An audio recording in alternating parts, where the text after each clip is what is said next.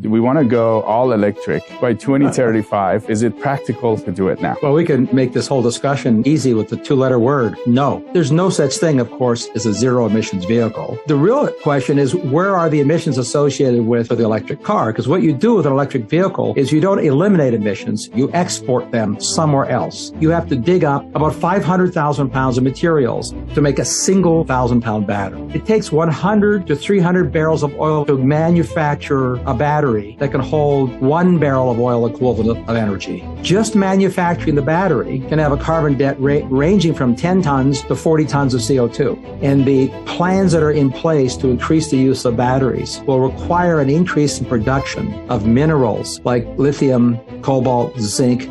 Demand for those minerals will increase between 400% and 4,000%. There isn't enough mining in the world to make enough batteries for that many people for their car.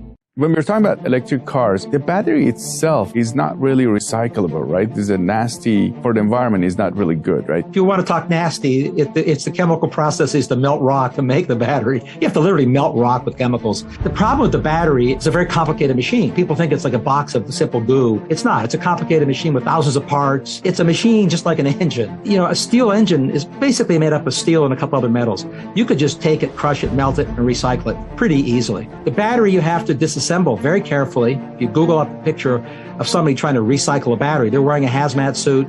It takes half an hour, hours to recycle one battery. Then you have to figure out how to get all the chemicals separated. It's not easy. I wouldn't call it a nasty process. It's very difficult, very expensive.